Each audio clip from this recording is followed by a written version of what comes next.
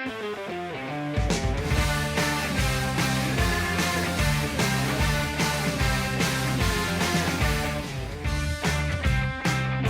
everyone to another edition of Football 101. I'm your host Joshua the Matos, joined by Nicholas B. Harilal. And it's match week 4 in the Premier League. Yes, 4 matches has taken place thus far in the Premier League season. And we're going to talk about all the top 6 games that took place this past weekend. We're going to start things off in Manchester, the red side of Manchester to be exact. Manchester United, they faced Burnley and came away victors by 2-0. Now, Nick, as a Manchester United fan, I must say, glad to know that we got 3 points. Yeah. 3 points in the bag. A lot of turmoil in the Manchester United camp. The scoreline did not reflect how the match went. Yeah. Because Manchester United could have easily scored 6 goals that match. Yeah, well, they were playing at a tired Burnley side who just recently got knocked out of the Europa Cup. So they had some early games on Thursday. So you could say they were a bit worn out. Fatigued. Yeah. But I would always stand by and say if you're a professional player, you'll be able to play 2 games comfortably in a week. Yeah, definitely. And Manchester United, they started things differently. Different 3 on top. You saw the likes of Lingard, Sanchez, and Lukaku on top. And they did link well. Very well. Lingard ran for the entire match at one consistent pace, which was fast. Yep.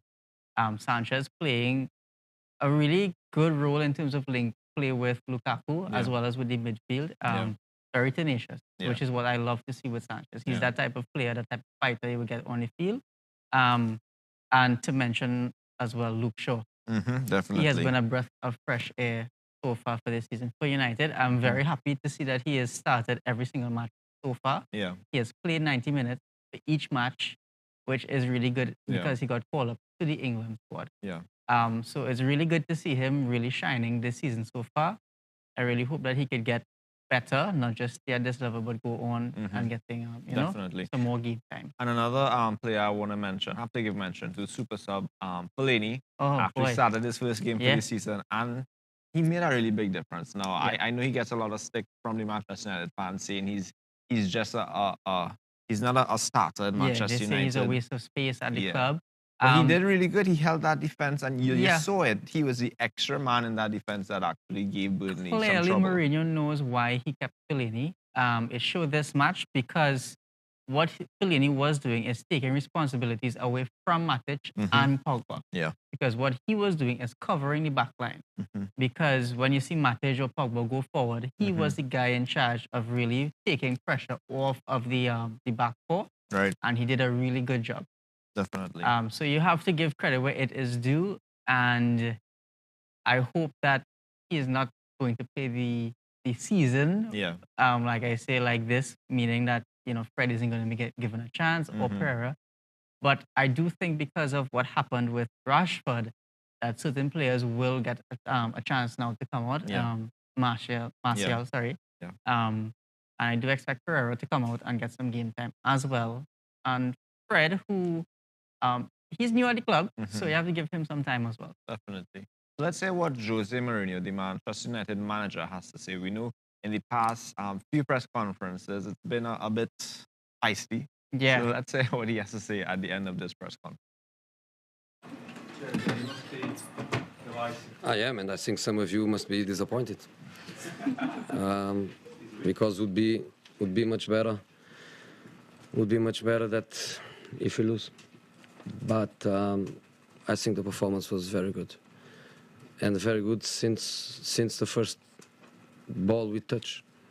I think after 10 minutes we were playing so well, and we were losing quite easy chances. That I had a double feeling. I had the feeling of more Tottenham can happen, but I also had the feeling playing this way we have to win. And then we should kill the game much earlier. We should win the match for a bigger result. But the performance was very good, was very solid, and important points. Yeah, so there you heard it from the Manchester United manager, Jose Mourinho. So we're going to switch sides of Manchester and go across to Manchester City. They played against Newcastle this past weekend, and the final score in this game was a 2-1 victory to Manchester City. Now, 3 points nevertheless, but I'm not too, I shouldn't say, no, I think my expectations for Manchester City every weekend is so high that when you get a game where they don't dominate the entire 90, it seems as though they didn't play well. Especially when they played and scored how much goals? Before? Exactly, yeah. I don't even want to count the I think it was 6 goals in one match already for the season. So it was a really good performance by them. But you saw a difference in Newcastle. Newcastle played the weekend before against Chelsea and at home, in their home, and a very defensive style, not really allowing Chelsea to just dictate the play. But then when it comes to Manchester City, you saw them actually attacking Manchester City. And it's really confusing to think, why would you want to attack Manchester City away at Manchester City and not do the same at home? I think it's because of the back line. Yeah. Because he has a more experienced back line compared to City. I think that Benitez knows what he's doing in terms of attacking, because you would see different managers shaping out their teams different weeks. So I don't think it's too much to look into. But when you are facing against a Manchester City side, you can't allow them to play the attacking football that they love to play. Yeah. Because we see every week how that goes. Yeah. So I would say that Newcastle did a good job in terms of taking the game to Manchester City. It was a very entertaining game.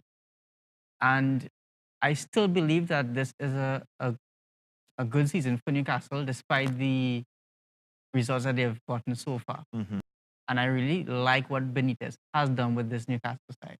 There's a lot of talented players. So to me, they have their fixture so far. They have got the short end of the stick. The harder side to play against. So I still think there's a lot of good things to come from Newcastle, especially when they play against sides like Burnley or even Watford, who we'll talk about just now. Yeah. So it was really a good game. Manchester City, talking points on the half of their side. Sani was left out of the 80-man squad. After that, they had a big rout with Pep. Pep denied everything. And it's quite funny because when Joachim Low left him out of the World Cup squad, he said almost the same thing as Pep, his attitude. Yeah. And I laughed when I saw the quote from Pep. Right. Because a lot of people was like, why are you leaving Sané? He's such a good talented player. And it's true, he is talented, but at the end of the day, your attitude will dictate how far you go. Yeah. So Manchester City, they still come with victors by 2-1, a really good match. Mendy didn't really have too much of a good game. Surprising. Kennedy really gave him a run for his money. This is the first time I actually saw a player actually match up against Mendy, and I would say Kennedy won the battle at the end of the day. And I believe that was, again, down to tactics, because so far, everyone they gave Mendy a lot of space to open up and cross balls in. So I think Pep would have to adjust his tactics now going forward, because people are going to mark Mendy a lot closer than they were before, because everybody knows what they can get, what to expect from him now. We're going to take a short break. When we come back, we're going to talk about the Tottenham game, and we're going to finish things off with the Liverpool and Chelsea game as well. We'll be right back after.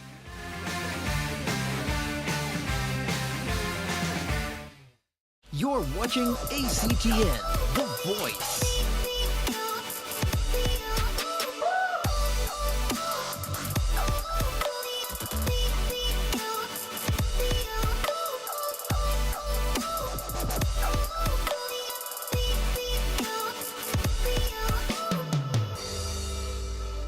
ACTN The Voice, your family-friendly station.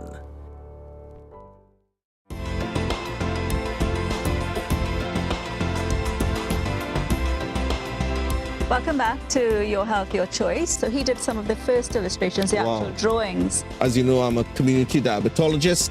Diabetes is my specialty. What needs to be done? How you can take responsibility for your health? Yes. The gold standard is still the camera.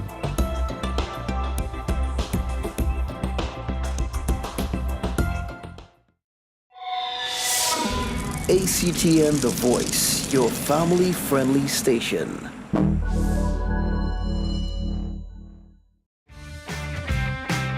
Welcome back to Football 101. So let's get straight back into it. Watford versus Tottenham. Now, this was, I think, the second versus third place at the start of the weekend. two teams coming off of 3 wonderful victories at the start of the Premier League season. Tottenham clear favourites, but it finished 2-1 in favour of Watford. Spurs did us Spurs. Basically. Beat United one week, lose to Watford the other week. Yeah. I think when United actually lost that game, I got a certain voice note from a certain Spurs supporter, a certain CEO of a certain ACTN The Voice. I wonder who that could be. Yeah. And for some strange reason, when we came into work this week, he was rather quiet. Yeah. Just kept his distance. A lot of Spurs supporters were quiet. Yeah. The few that we know, they were very quiet. Like I said, Spurs did us Spurs. You played so well against United. I would have expected you to start the same team against Watford. They did not. Yep. And that is a downfall of Pep. Yeah. You have a good working team. Yeah, sorry, Poch. Wow. Yeah, Poch. You have a good working team. Don't change it for the other week. I think that's what he did wrong. He should have left the players that he had. And Dini did what he did. Yeah, it was a physical battle, literally. And the strength of Dini, and not even Dini, Watford just looked more hungry. Spurs looked very timid in this game. Yes. Every 50-50 battle, Watford won it. And they didn't, I think Spurs only had like 2 shots on target for the entire game. And Watford just did what they had to do. That's 4 games straight. Watford have won. They're in the top 3. I see a lot of people drawing reference to how Leicester did that season and they won. I think they need to calm down. Yeah, keep it a little relaxed. Yeah. I mean, it is a big side that they beat, which is Tottenham. So I can see why people got a little excited. But we'll you see still what have to happens be in realistic. 2 weeks, because in 2 weeks they're going to face Manchester United. Yes. Then they have a somewhat easy run, and then I think after the 10-game mark, that's where they hit up Chelsea and Manchester City. And so fitness, we'll see how we they... still have to take into consideration fitness is a huge part to play. Yeah, definitely. So another game we're going to talk about is the Arsenal game. Arsenal, they faced off against Cardiff City, and it was a really wonderful match. Arsenal. 5 goals. Yes, they came away, got the 3 points. Not 5 goals to Arsenal, 5 goals in the game. Yeah. They don't want to give Arsenal It was back-to-back. Yeah. As Arsenal take the lead, Cardiff level up. Arsenal take the lead, Cardiff level up. And Cardiff, then finally... newly promoted as well. Yep. Finally, Lacazette, the one person that I thought should be starting from the start of the season, and he's the reason why I'm at last place in my fantasy Premier League, because he didn't start Lacazette. Lacazette finally gets the start and puts it in the back of the net. And what I said last time we taped. He needs to play Lacazette and Aubameyang together. We saw how good that combination is. You even saw it in the previous games when he would bring on Lacazette for the last 20 minutes and you would see the combination play. And he'll just be waiting for the team sheet for the next week, thinking to see Lacazette, and he wasn't there. So, I can only say this for a brief period again. So we have to give Emery the chance he deserves in the team in terms of working them out. Definitely. But we have seen time and time again that you need to start Lacazette and Aubameyang together. Because if you start them early, I guarantee you will get 3 goals or 2 goals before first offense. But another thing I could also guarantee you is that they'll concede. Cardiff being a newly promoted team against Arsenal, and they scored 2 goals. Now, we all know Arsenal defense is not what it should be. And then we saw as well playing out from the back. Like twice you saw check just giving away the ball, allowing Cardiff to get chances. I think so it's something they really have to fix. I really believe Czech should have gone last season during the transfer season, period, because they need some fresh new faces in that defense. Right. Starting from Czech. He is a good keeper, but I not really for the think, style that I think Mai wants to play. Exactly. And then their defense. They haven't signed any new defensive players for this season. Yeah, true. And that is where they have their shortcomings. So I hope in January they do source some new players or even serve in their own academies. Because I mean, I don't follow Arsenal club. Yeah. But I'm sure that they have an academy where they develop players. Yeah, I mean they brought in the likes of Socrates and Lichtsteiner. But to me they aren't top for Premier League talent as it pertains to them. Yes. I said they didn't sign any new players. I forgot they signed Socrates. But Socrates is not a top-class defender. Right? You're seeing it in these first 4 games. Yes, he was not a top-class defender at Dortmund. Yeah. Lichtsteiner, on the other hand, he is not a defensive player. He's an attacking player. So it goes back on Emery to get some new players. Definitely. Speaking about Unai Emery, we have a short video we're going to show. A little bit of comedy as it pertains to one of the post-match press conferences with all the stuff with Jose. You know, it was really hard hitting with all the anger. So we say it'll lighten it up a little bit. Let's take a look. In my career, I am not stopping for the news when isn't true, because it's like that this life in this world. But I have the respect for you. But when the news isn't true, it's yours. I don't know who is the phone. I am going to say, John Spencer. I can answer. Yes. Okay. Good morning. Or good afternoon. Hi. I am Unai Emery. How are you? Yeah, we are working. Yes. Excuse. I don't know.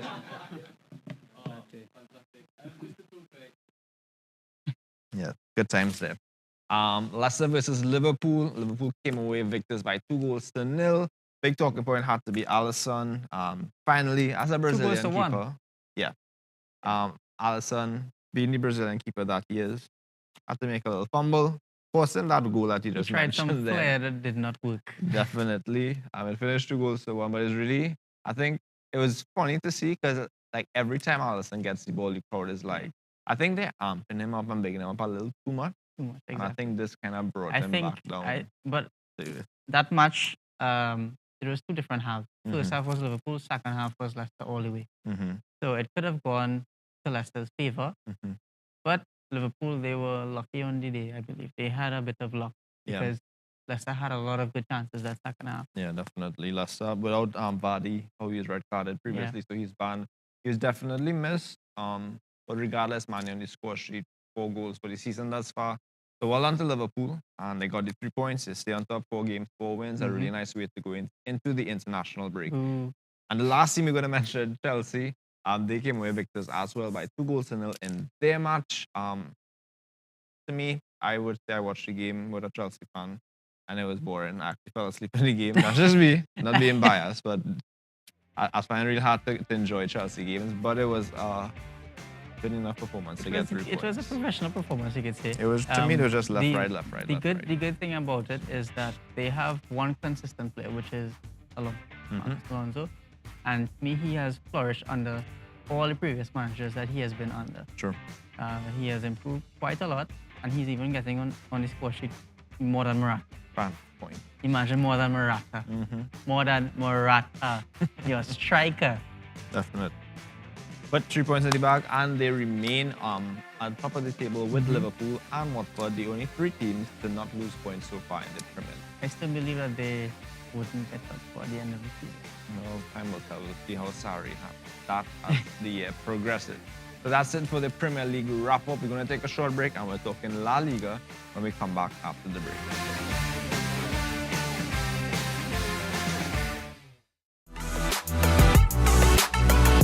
Well, a pleasant good afternoon and welcome to Cloud 9 on ACTM The Voice. I am Sheldon Yerwood. To bring some relief, to those who were badly affected. Is that real best bike, Jasmine? I got to go along. We feed into the soil, and how we water to determine the kind of fruit that we bear. Easy boat. Easy man. El bote, hermano. Thank you very much. God blessings to you, and of course, be safe. You're watching ACTN, The Voice. Connect with ACTN The Voice on Facebook or Instagram at ACTN The Voice. ACTN The Voice, your family-friendly station.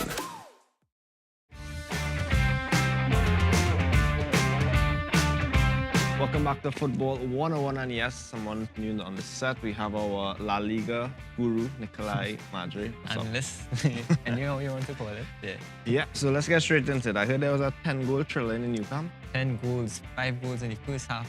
Evenly distributed goals showed. Like we said, we didn't know if Barcelona would continue scoring goals in the first half because most of the goals come in the second half. Right. But they went down early in the game. They went down in the second minute. But it was a great response from them. Lionel Messi's goal again, he took out 3 defenders with one turn and finished it on his weaker foot. Right. It was a good finish. But Barca looked completely dominant even though they went down early. It was shaky in the back, probably a bad start from the defense. It was uncharacteristic from Ernesto Valverde's side, knowing that he's solid the defense, solidified the defense. But it was a good game. They responded well because that's what we didn't have. Well, Barca didn't have last season. A good response when they would go down, even though they win majority of the games in the league. But for the newcomers into the camp, it's hard to come to the camp, and it was a great response from them, showing that they did not pay the defending champions. They came out and attacked them from directly as the get-go of the whistle. Right. And they continued that attack throughout because even though they went down, they were 3-1 down before the half, they came back and responded just before the halftime. So it opened up the second half to study what could happen. Definitely. And Barca just took it into a different gear. That was probably what? 5th, 6th, 7th gear or something, you can say? Yeah, Wow. it looked as though they was cruising, Right. but it looked like they just changed the gears and Prescott didn't respond. They couldn't respond to it. But they still played their game and they still rallied through. Lionel Messi on 2 goals, he added to his tally. Yeah. Could have been on 3, but he gave Suarez the penalty to boost his confidence a little bit. Right.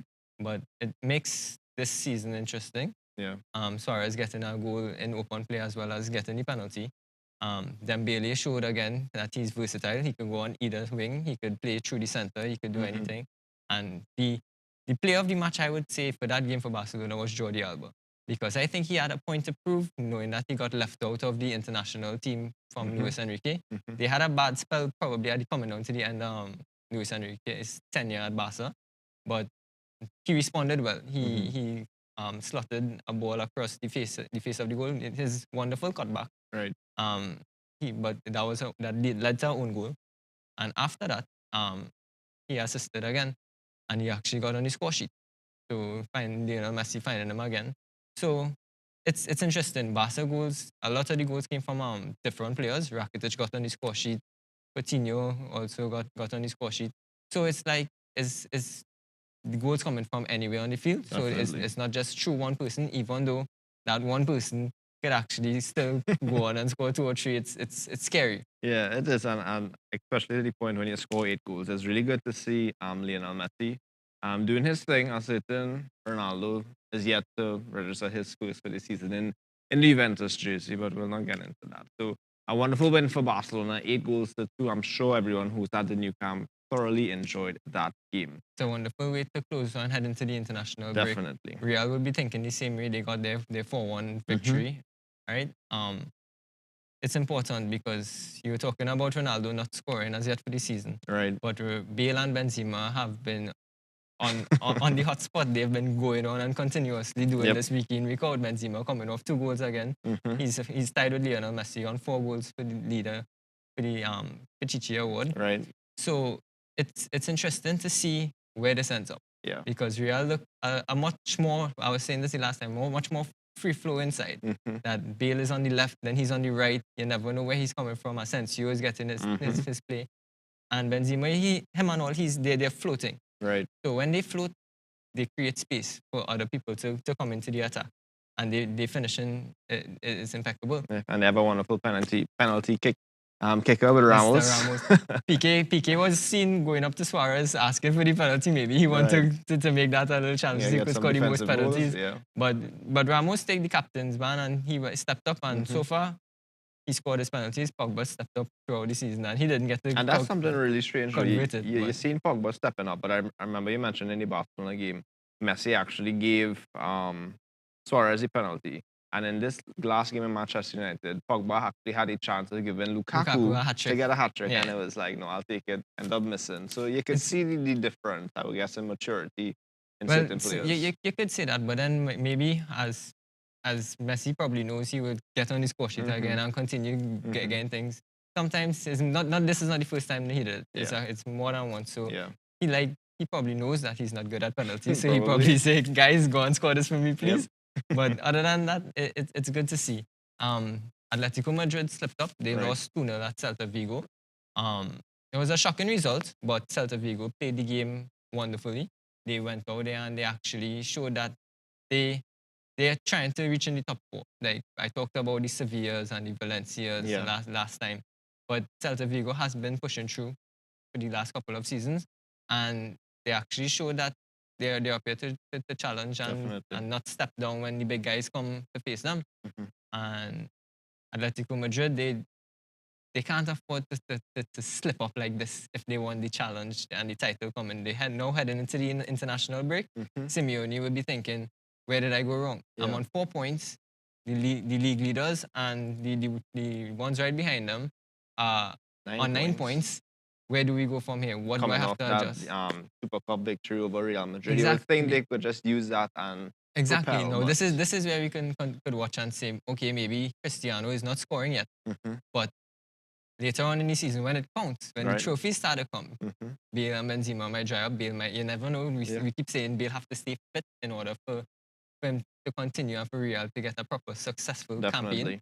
And the next thing you know, Cristiano just shows up in the big games and does what he does. And it's simple like that. They can go on and win, and Ronaldo's name is there again. So at the end of the day, now it's just to see who can continue this form heading in. It's a good start to the season. It's good to start off the season like this and head into the international break, analyze your team, and move forward from there and see where the season goes. Yeah, definitely. I know we were hoping to not see a 2-horse race, but as it stands, it looks as though right now it's a 2-horse race between Real Madrid and Barcelona, trying to get that La Liga title. So, Nikolai, I want to say thank you very much. No a wonderful analysis of La Liga yet again. So, like you said, international break this weekend. So, I know it's not wanted, especially when you know getting in. We but came off of the World Cup. You know, a lot of these teams just they go in there to just keep the emotions going, to get the bonds there. And a lot of players, I would think, would fake certain injuries, a little back injury, just to not go. So a lot of players will be stepping out. You would see a lot of this is a chance for a lot of the young players to come get out, a chance, to come out and get a chance. Maybe that is why you could say Enrique left out Alba, because he wants to see what else it have in the left back position for Spain. But because he knows what he can get from Alba, and now is not the time to pull him from the team. Or maybe he's just a bit of bad mind. You will never know, but you could see. Definitely. So we've come to the end of another episode of Football 101. Don't forget, you can check out the repeats every Wednesday and every Thursday at 5 p.m. You can also check us out on Facebook at Football 101 TNT and email us at football101tnt@gmail.com. I am Joshua De Matos. This has been Football 101, where we bring the field directly to your home.